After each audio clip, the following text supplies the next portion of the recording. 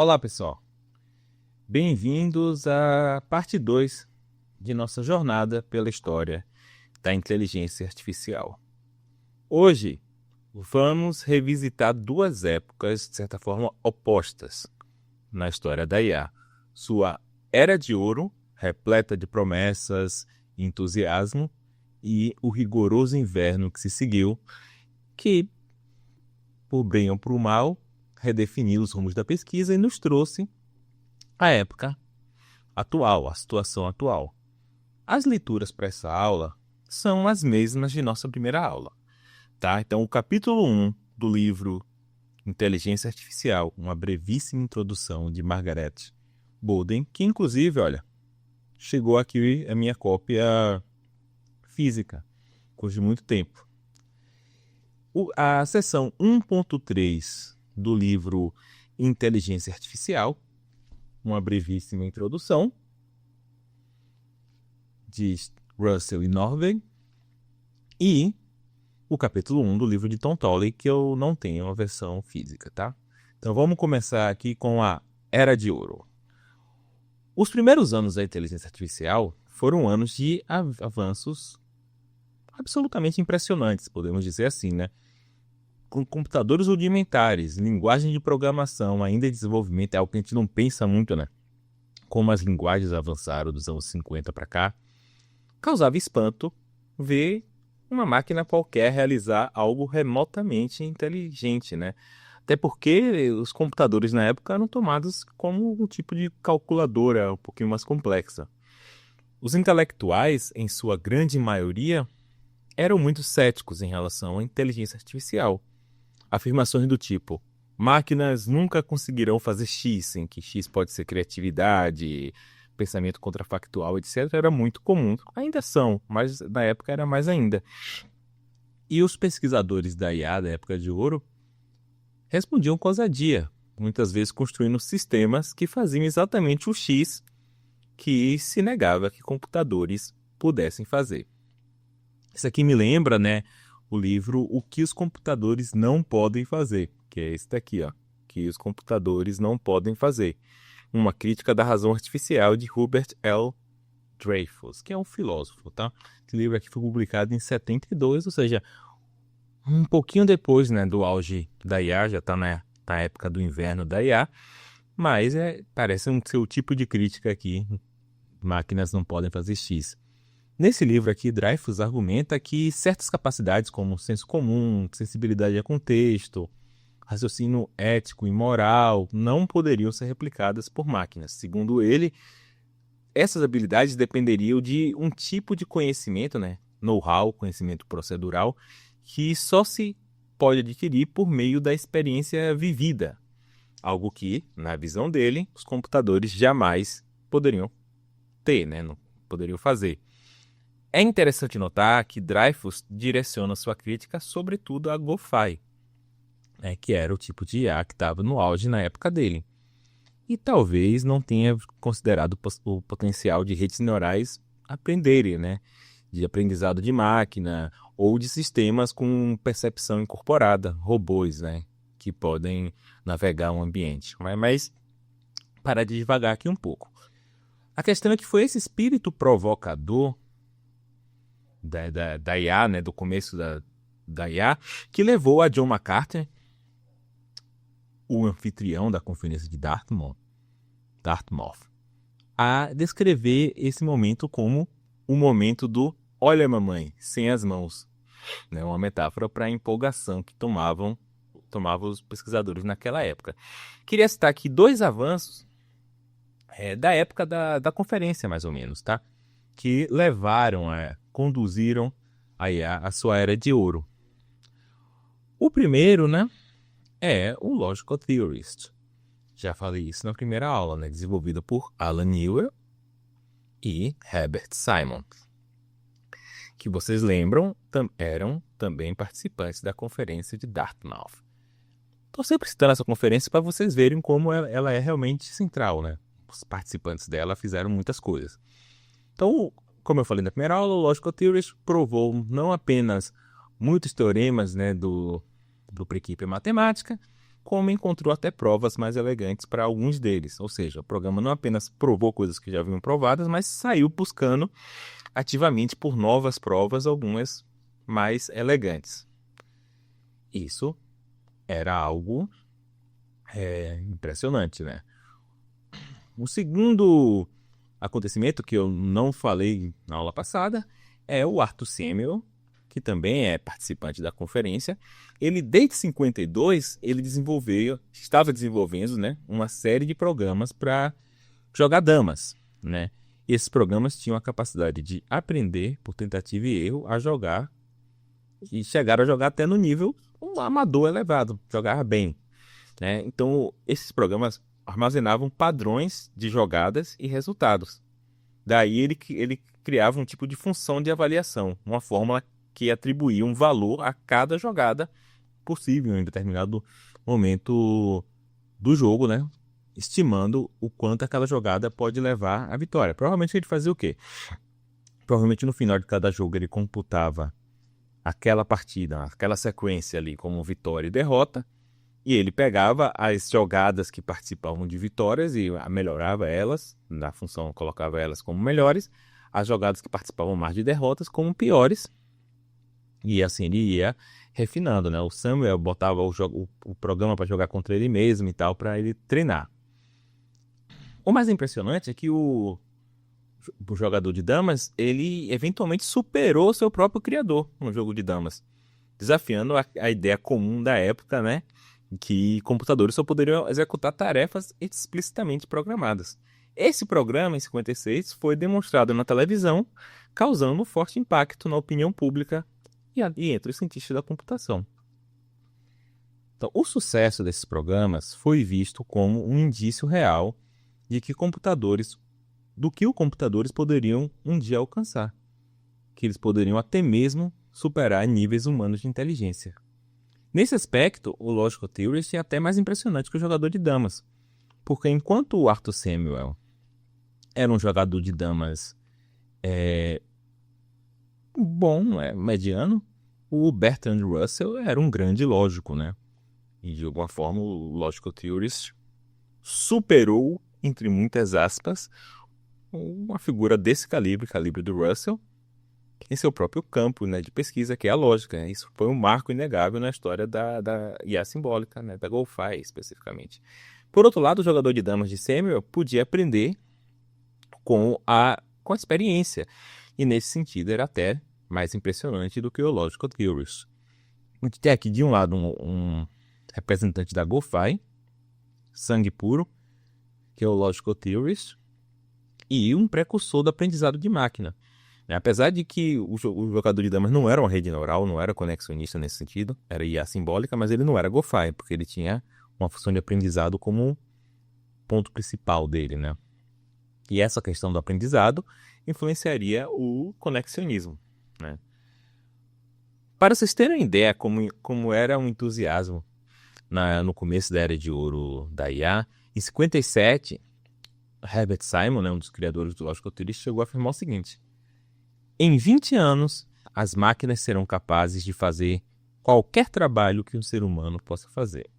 Bem, já se passaram mais de 70 e isso ainda não aconteceu.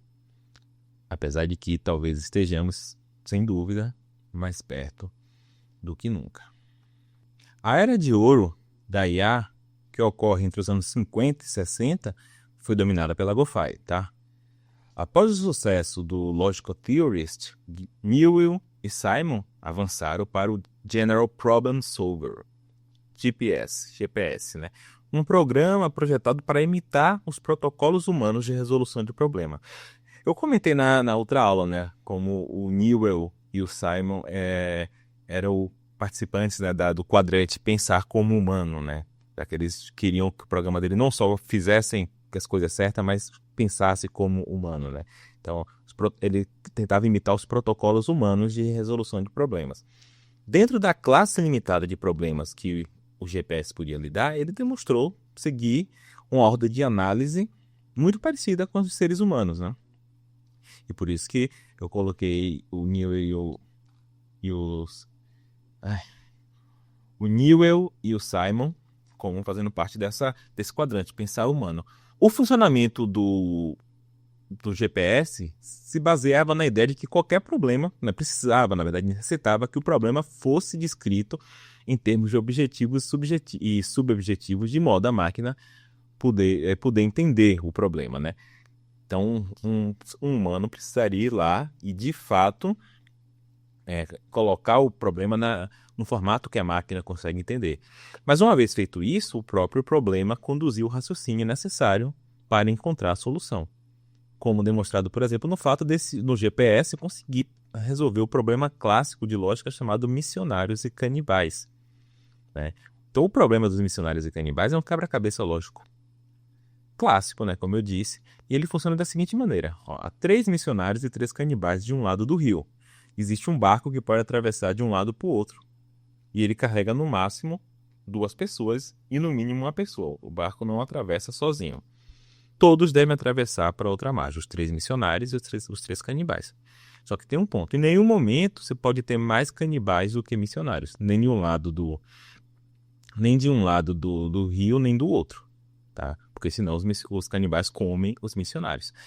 Vamos tentar resolver aqui. Vocês vão ver que não é um problema tão simples assim. E o General Problem Solver conseguiu resolver. Então a gente tem aqui um site,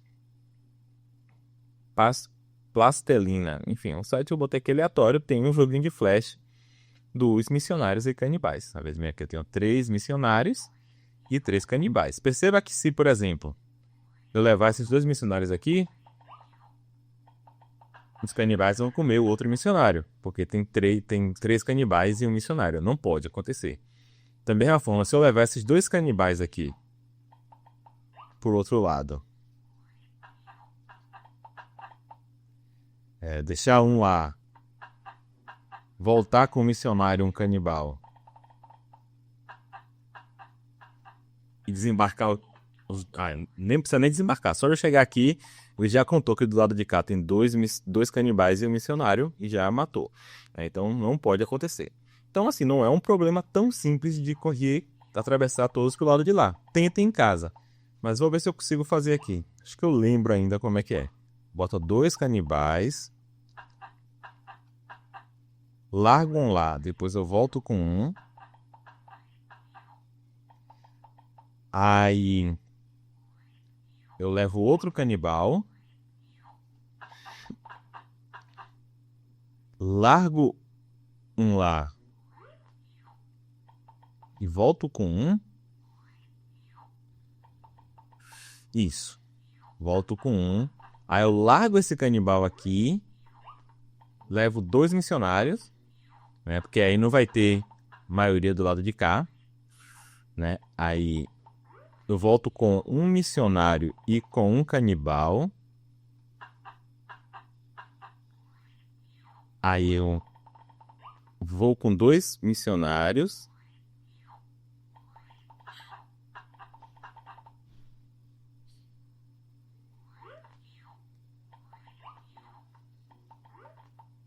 Ops. Acho que aqui já ganhei, né? Porque agora nunca vai ter maioria de canibal do lado de cá. Posso trazer tranquilamente um por um. Pronto, é isso. Mas vocês veem que não é algo tão simples assim. E o GPS ele conseguiu resolver. Bravo! Beleza, tenta em casa, vocês veem que não é tão fácil. Então, na mesma época, teve outros avanços, né? Então, por exemplo, Nathaniel Rochester, que também participou da conferência, e sua equipe, né, que trabalhavam na IBM, eles começaram a tentar implementar o Logical Theorist num IBM 701, que é um computador comercial, né? Isso aqui pode parecer um detalhe menor, mas foi uma das primeiras tentativas de levar a IA para fora dos laboratórios e aproximá-la do mercado, né? Então, eu imagino que a IBM queria fazer, sei lá, um clipsezinho lá que tinha no Word antigamente, né? Um assistente. Ou as IAs que hoje em dia você instala, né? ChatGPT no Windows. Eles queriam fazer isso com o computador da IBM. Enquanto isso, você tem também o Herbert Gelernter. Em 59, criou o Geometry Theorem Solver, né? Que é a mesma ideia do Logical Theorist, mas para teoremas de geometria. Conseguia demonstrar alguns teoremas difíceis. Daí você tem o John McCarthy, né? Lembra? O John McCarthy é o anfitrião da conferência. Até esqueci de botar uma foto dele. Deixa eu botar aqui uma foto dele. Eu acho o cabelo dele maneirão, parece um urso.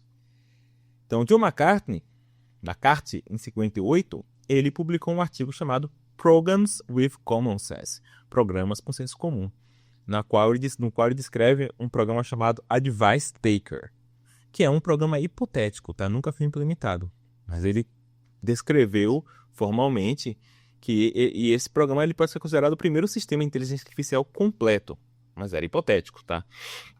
Assim como o Logical Theorist e o Geometry Theorem Prover, o Advice Taker foi projetado para usar conhecimento com o objetivo de resolver problemas. No entanto, diferentemente dos anteriores, ele buscava incorporar conhecimento geral do mundo.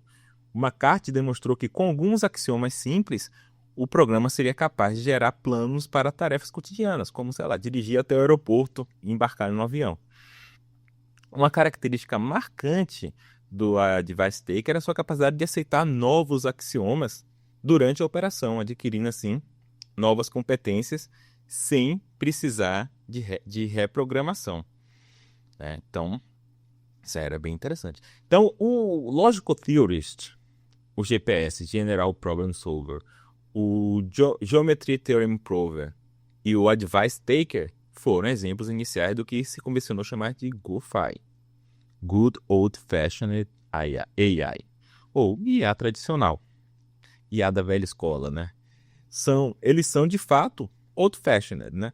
Ultrapassados em certos aspectos, mas também foram good, porque foram pioneiros no uso de heurísticas, planejamento simbólico, elementos que são fundamentais em diversas aplicações da IA. Então, a GoFi teve um impacto significativo no início da história da inteligência artificial, mas enfrentou limitações.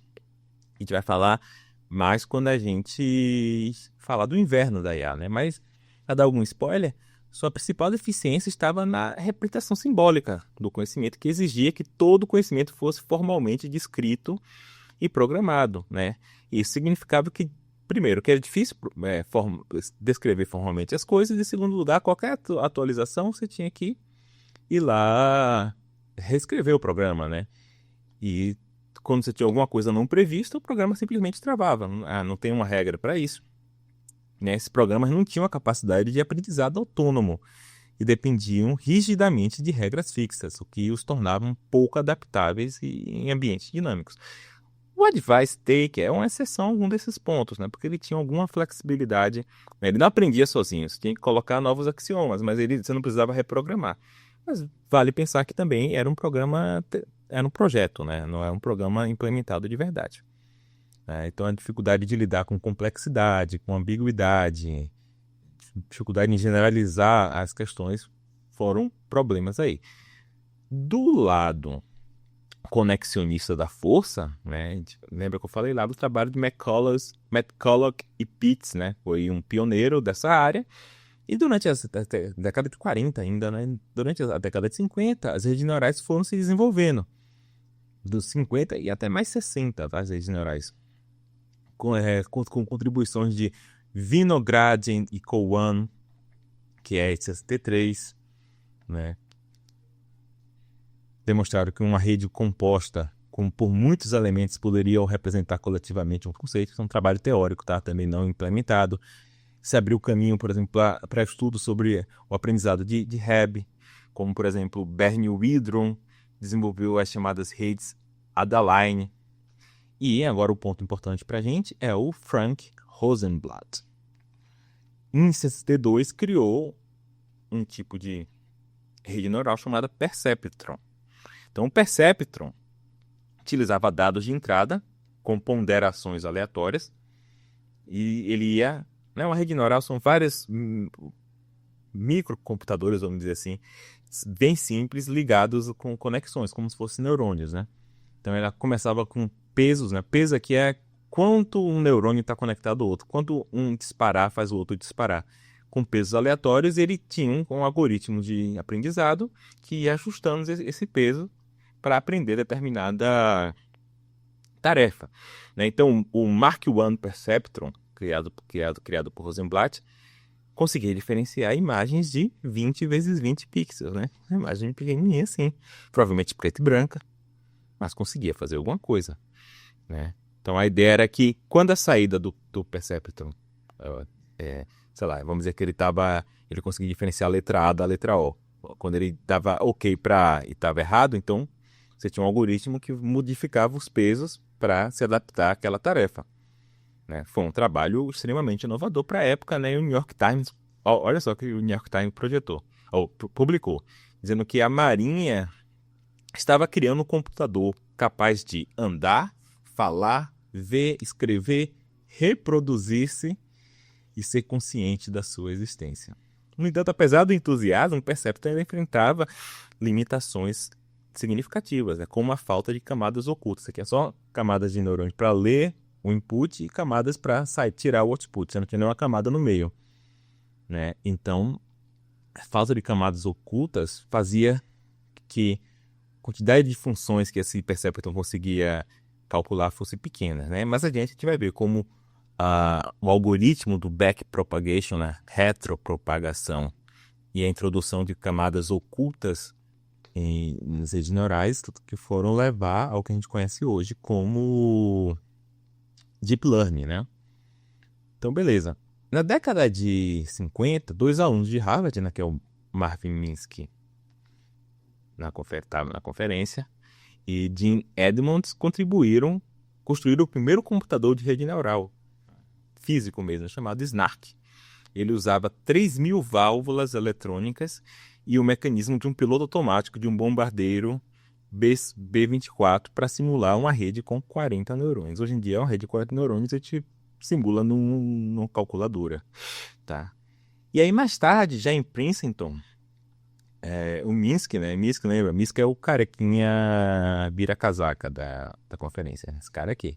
Então, mais tarde, ele avançou na pesquisa de redes neurais e a relação entre redes neurais e computação universal, né? Tem um teorema matemático que você consegue provar que as redes neurais são Turing completa, ou seja, consegue uma rede neural suficientemente complexa, né? A gente, quando está fazendo matemática, aqui não pensa em limitações reais, em realmente uma rede neural construível, mas uma rede neural de um tamanho arbitrário consegue calcular qualquer função.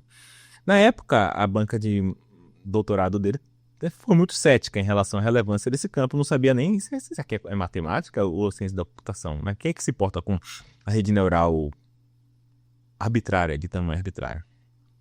Por outro lado, figuras como o von Neumann, né, que é o cara que é responsável pela arquitetura de computador que a gente usa, previram que as redes neurais se tornariam fundamentais no futuro da computação. A gente vai ver daqui a pouco, no inverno, né, que eventualmente o Minsky vai virar casaca e demonstrar teoremas importantes sobre as limitações das redes neurais, né? Mas a gente ainda está na era de ouro, esse campo ainda está mostrando o que pode ser o futuro, né?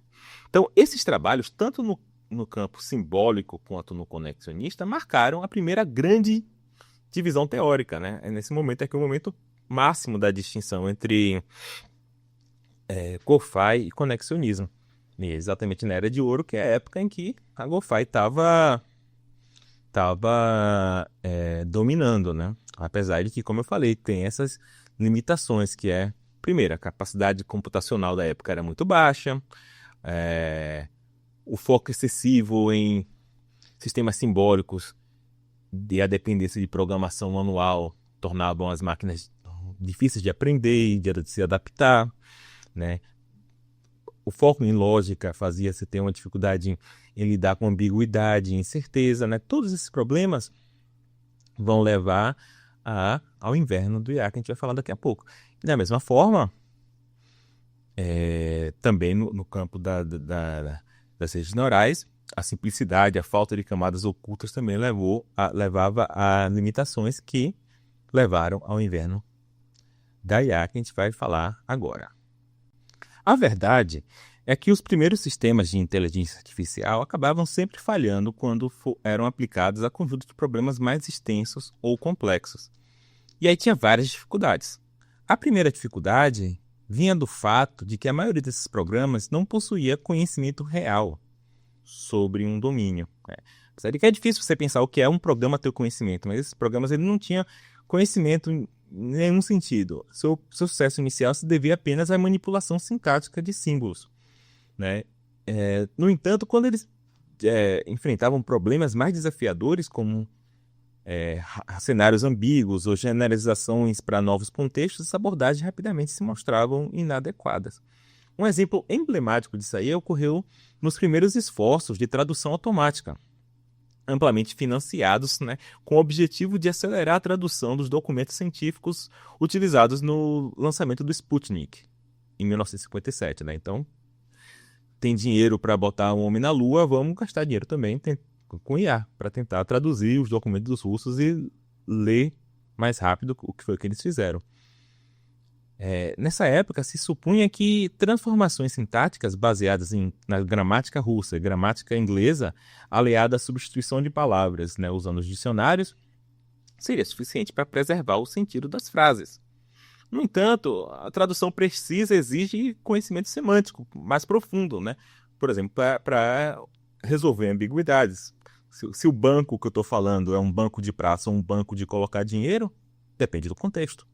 Eu não consigo só aplicando regras sintáticas, os dois são substantivos, os dois muitas vezes podem estar na mesma posição da frase. Tem que entender o contexto do que está falando para ver se é um, se é outro. Né? Esses programas não faziam isso, eles utilizavam regras sintáticas. Né? Tem até uma anedota engraçada que é uma tradução feita por um programa chamado Sistran. E ele traduziu a frase: o espírito está disposto, mas a carne é fraca, né? do russo para o inglês, como a vodka é boa, mas a carne é podre. Por quê? A confusão se deu por quê? Porque no inglês, spirit, além de significar alma, ou sei lá, ânimo ou espírito, também se refere a bebida alcoólica destilada, como a vodka. Né? Então você vai na loja de uma liquor store e pede um spirit, você está pedindo uma vodka, né? Não está pedindo uma alma.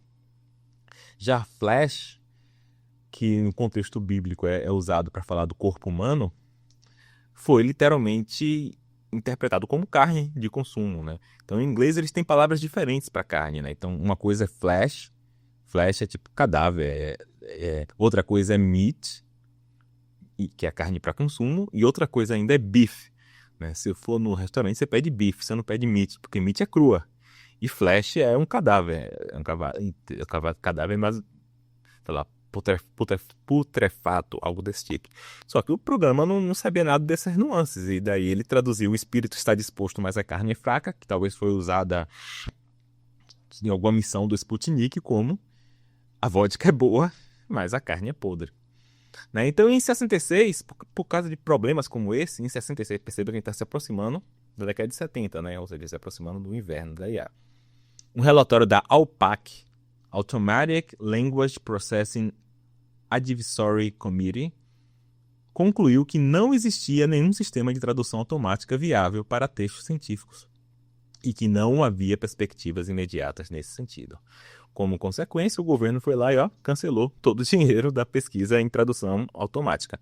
Hoje em dia, né, apesar dos problemas dos nossos tradutores, eles funcionam até bem. A gente consegue traduzir artigos acadêmicos, tem erros, né, mas, no geral, consegue. Essa é a primeira dificuldade, né? Falta de conhecimento do contexto, falta de conhecimento das situações, né? A segunda dificuldade é uma dificuldade computacional, que tem a ver com a capacidade de resolver problemas complexos. Os primeiros programas de IA tentavam resolver tarefas por meio da exploração de todas as combinações possíveis. Então, você construiu algum tipo de árvore de possibilidades de ação, você tinha algum mecanismo de busca.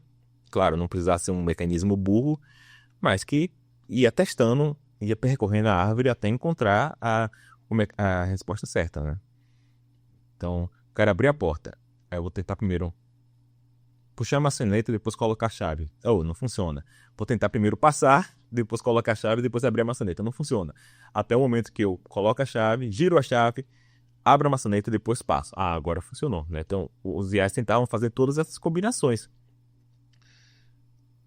Isso funcionava nos chamados micromundos, ambientes extremamente simplificados que eram usados para testar essas IAs.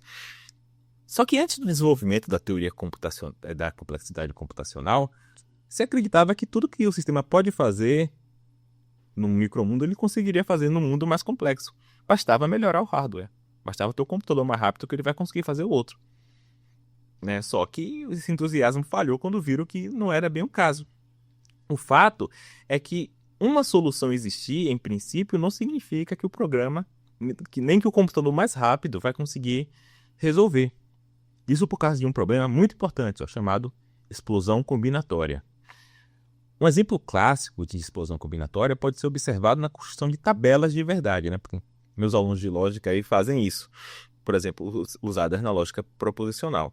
Essas tabelas listam todas as combinações possíveis de valor de verdade de algumas sentenças atômicas, para, a partir daí, calcular os valores de verdade das sentenças complexas. Então, vamos pegar aqui um PDF para escrever. Não, então, se nós temos só uma proposição, vai ser uma tabela bem boring, né? Só tem a proposição A. Quantas possibilidades tem de valor de verdade para A? Ora, tem duas, né? Nossa lógica é binária, tá? Poderia ser uma lógica mais... Ou A é verdadeiro, ou A é falso. Poderia ser uma lógica com mais valores de verdade. Nossa, só tem duas. Se nós tivermos duas proposições, quais são as possíveis distribuições de valores de verdade para essas duas proposições? Agora eu tenho 4. Pode ser A verdadeiro e B verdadeiro, A verdadeiro e B falso, A falso e B verdadeiro, ou ambos falsos. Se eu tiver 3, aí eu já vou ter quanto? Já vou ter 8. Não vou nem desenhar aqui, tá? Tem 8. Pode ser os 3 verdadeiros, os 2 primeiros verdadeiros e o terceiro falso, o primeiro verdadeiro e os 2 falsos. Enfim, esse verdadeiro, ou esse aqui já foi. Ali, esse aqui tá errado. Tem uma ordemzinha que você faz, tá? Que isso aqui teria que ser V, aqui F, aí depois aqui vai ser falso, falso, falso. Deixa eu fazer aqui rapidinho. VV, FF, VF, VF. Isso aqui são todas as possibilidades. 8. No geral, gente, você tem 2 elevado a n linhas na tabela de verdade. Aqui, né, quem saca um pouco de computação já viu que esse n aqui no expoente não é com sinal. No geral, quando você tem uma variável no expoente, isso leva ao que os cientistas da computação chamam de crescimento exponencial. Você vê que aqui, como a base é 2, quer dizer que toda vez que eu aumento a complexidade em 1, a tabela dobra de tamanho. E esse negócio de dobrar, pode parecer bobo dobrar, mas isso aí cresce muito rápido, tá? Então, suponha, por exemplo, que ele tem um computador muito veloz. E esse computador, ele gera uma linha da tabela de verdade em 1 microsegundo. 1 microsegundo é 1 milionésimo de segundo, tá? Pra vocês terem ideia como 1 microsegundo é rápido, uma piscadela dura entre 100 e 400 microsegundos. Então, esse computador que demora 1 microsegundo para resolver uma linha da tabela de verdade, vamos dizer que eu fosse fazer uma tabela de verdade com 50 proposições atômicas. Então, eu vou ter 2 elevado a 50 linhas. Sabe quanto tempo esse computador vai demorar para analisar todas as linhas? 35,7 anos. Porque 2 elevado a 50 é 1,2 quadrilhões de linhas. Não sei nem como é que escreve quadrilhões, mas é 1,2 quadrilhões de linhas. Agora vamos pensar que nossa tabela tivesse 100 variáveis atômicas. Sabe quanto tempo esse computador que calcula uma linha a cada microsegundo ia demorar para calcular todas essas linhas? 400 trilhões de séculos. Para efeito de comparação, o universo tem 15 bilhões de anos. Tá? Então, o universo tem 15 bilhões de anos e esse computador que calcula uma linha a cada 1 microsegundo ia demorar 400 trilhões, não é bilhões, tá? O universo tem 15 bilhões e ia demorar 400 trilhões. E não é de anos, é de séculos. Tá? Então daí você vê. Então, a princípio, esse problema é resolvível a princípio. A tabela de verdade para qualquer problema, qualquer fórmula, ela vai dizer se é uma tautologia ou não é. Mas na pior situação possível, vai demorar só 400 trilhões de séculos para chegar na resposta. Isso evidencia que, embora certos problemas possam ser resolvidos na teoria, Na prática, eles são computacionalmente inviáveis, né? E essa é uma das grandes barreiras que a GoFi não conseguiu transpor. É verdade que, no caso da tabela de verdade, tem algoritmos mais eficientes que vão resolver isso aqui mais rápido, tá? Como, por exemplo, os tablôs semânticos.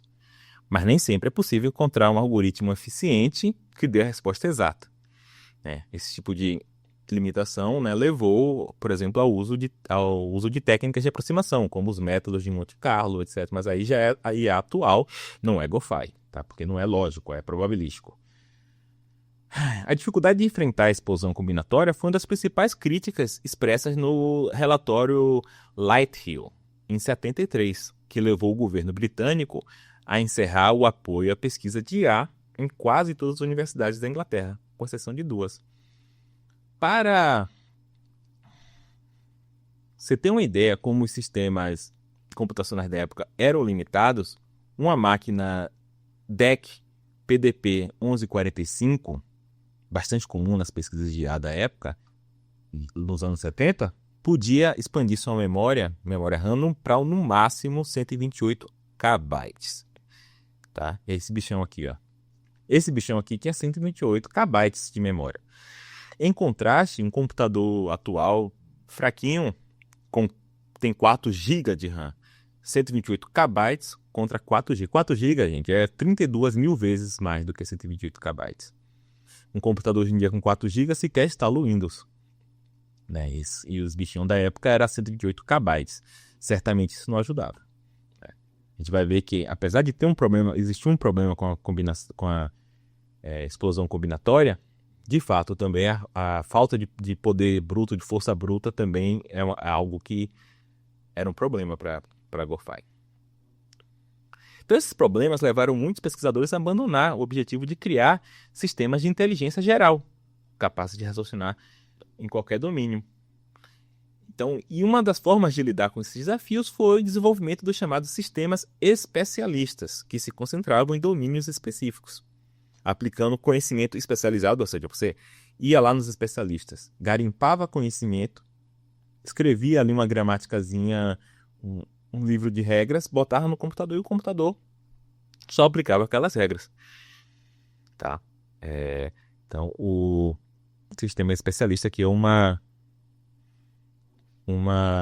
diagrama sobre como é que funcionava. Você tem um especialista, você pega um conhecimento com o especialista, cria uma base de conhecimento, ou seja, formaliza aquele conhecimento ali em regras de lógica. Aí você tem um motor de inferência lógica, né? Poderia ser algo como o Logical Theorist. E aí você tem uma interface para o usuário usa, né? Então você vê que a grande coisa aqui está aqui no especialista. O motor aqui pode ser o do Logical Theorist, que ele sabe fazer inferências, então ele vai fazer inferência com qualquer material. Mas a questão é você ter o conhecimento especializado. Um dos primeiros exemplos de sistema especialista foi o Dendral, desenvolvido em Stanford nos anos 60 ainda. Não, foi criado para ajudar os químicos a determinar estruturas moleculares com base na espectrografia de massa, né? O que acontece, gente? Quando você olha lá uma proteína no corpo, você sabe, tem tanto de carbono, tem tanto de tal, tem tanto de tal.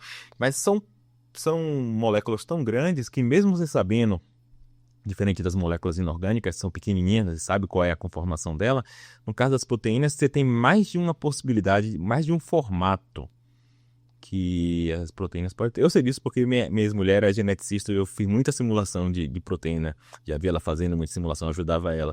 Então tem muitos formatos diferentes que você pode adquirir, né? E o Dendral era para tentar encontrar esses formatos. Só como é que ele fazia isso? Hoje em dia você faz uma simulação, mas você faz uma coisa com muito mais força bruta, né? Eu lembro que minha ex-mulher, ela reservava um supercomputador e tal para ficar rodando a simulação e tal.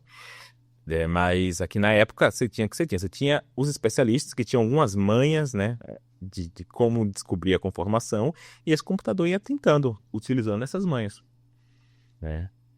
Então esse aqui é GoFi, tá, gente? Isso representava uma mudança radical na GoFi, né? Em vez de buscar princípios gerais de raciocínio, como a IA clássica fazia, os sistemas especialistas assumiam que a inteligência era basicamente conhecimento aplicado, né? Em vez de métodos gerais, a sabedoria acumulada de profissionais experientes simplesmente era convertida em um certo tipo de receita de bolo.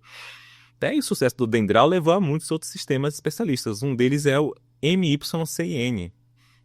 MySyn. Aqui, isso aqui tá vendo aqui, ó. MySyn. Isso daqui é a interface, né? Muito, muito boa, né? Eu já cheguei a mexer, tá, gente, nesses computadores aqui de tela verde. Então, ele tinha cerca de 450 regras e ele era utilizado para diagnosticar infecções sanguíneas. Então, o médico aqui ele colocava sexo masculino, idade 30, de que lugar foi tirada a cultura 1 da espécime, né, do paciente? Foi do sangue. Enfim, você vai respondendo várias perguntas aqui, no final ele dá o diagnóstico. Só que um ponto importante é o seguinte, o sistema aqui ele não está pensando, não está fazendo nada, ele só está aplicando as regras que os especialistas colocaram, né? Então, seu conhecimento não vem de nenhum modelo científico sobre o sangue, mas de entrevistas com médicos e de livros, de observações clínicas. E um ponto interessante é o seguinte, quando havia desacordo entre especialistas, acontece, né? Os médicos, às vezes, têm desacordo entre si, né? Na verdade, eles falam sempre que é virose, né? Mas quando não é virose, eles têm desacordo. E aí o sistema simplesmente travava, né? Acontece talvez, eu fico imaginando aqui, que de uma contradição na lógica clássica se segue qualquer coisa, né? Isso é o princípio lógico que chama ex falsum polibet, em latim. Daí talvez o sistema ele saía tirando todas as conclusões possíveis e acabar a memória dele e ele travava, mas de qualquer forma isso acontecia. E além disso, o sistema especialista não aprendia com prática. Qualquer atualização exigia de você abrir o programa, mudar a base de dados. Entrevistei um médico novo, ele tem novas regras para colocar. Eu vou ter que abrir, vou ter que pegar o programador, falar para ele abrir o programa e ele colocar essas regras, né? Em suma, esses sistemas são frágeis e engessados, apesar de que são usados até hoje, tá? Deve ter tido avanços.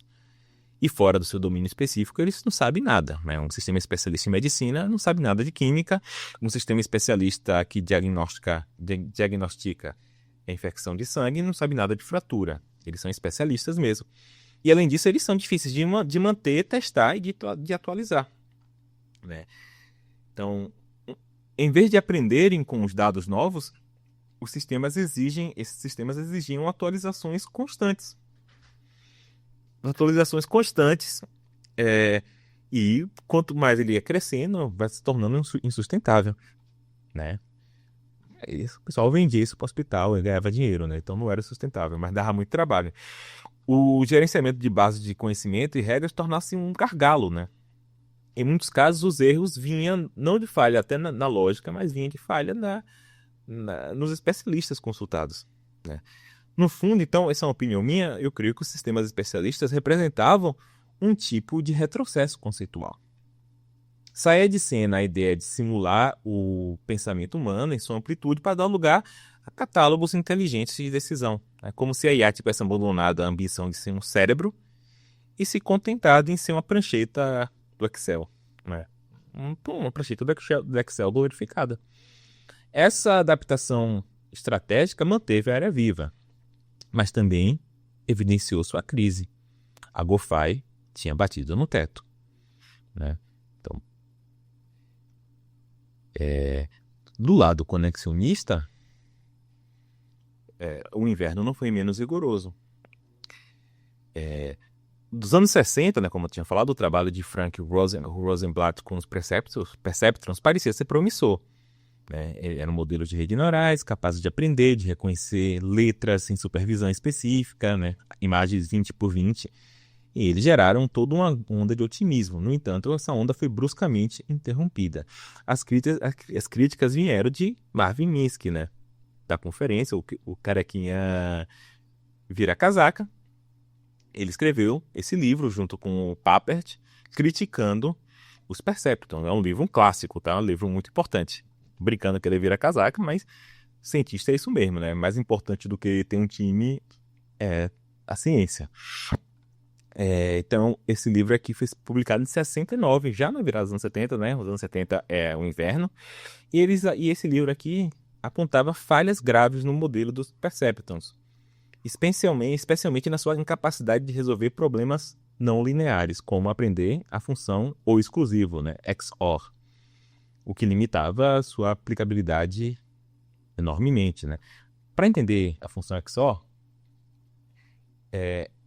A XOR B é verdadeiro se A for verdadeiro e B falso, ou se A for falso e B verdadeiro. Se A e B tiver valores diferentes, né? Então, quando é que a gente usa um XOR? Quando você pega um cardápio e lá no cardápio fala: você pode escolher salada ou batata frita. Você pode escolher um ou outro, mas não ambos. Se você quer salada e batata frita, bem, não pode. Se bem que nesse caso você pode escolher nenhum dos dois, né? Então não é, vamos dizer que você fosse obrigado a escolher um dos dois. E, ou seja, o Perceptron ele não conseguia aprender essa função muito simples que... Perceba, por que essa função é importante? Porque o XOR, ela está dizendo o seguinte, que meus dois inputs são diferentes. Né? Então você não conseguia treinar um Perceptron para dar ok sempre que os inputs fossem diferentes um do outro. Isso é um problema.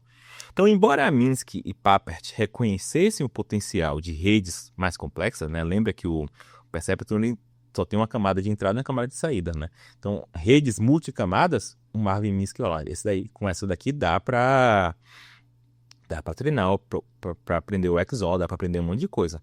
Só que aí tem um problema. Eles não tinham um bom algoritmo para treinar essas redes multicamadas, tá?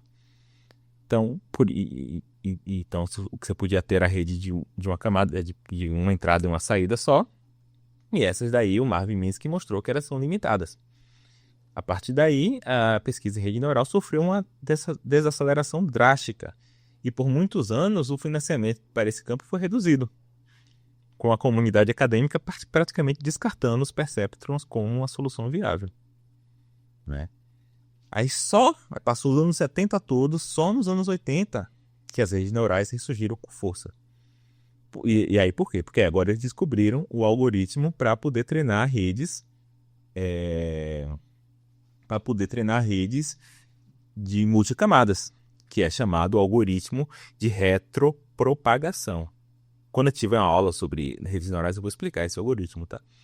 Então, essa técnica permitiu que redes neurais multicamadas fossem treinadas de maneira eficaz, marcando o início do que mais tarde seria conhecido como aprendizado profundo, ou Deep Learning, né? Então, Deep Learning é feito com redes neurais com muitas camadas ocultas. Multicamadas. Então, você precisa de um algoritmo que você consiga treinar essas redes. Então, esse daí foi o ponto de inflexão para o conexionismo, que por muitos anos havia sido relegado a segundo plano por causa das críticas de Minsky e Papert. Eles sabiam que, quando tiver de múltiplas camadas vai funcionar, mas eles não tinham ainda. Então, a partir desse momento, nos anos 80, a IA simbólica que dominava o cenário começou a dar lugar a uma onda muito forte de conexionismo. Surgiu novamente um clima de otimismo em relação ao conexionismo, com mídias e estudantes empolgados com novas possibilidades de modelos conexionistas que prometiam ser mais parecidos com a cognição humana.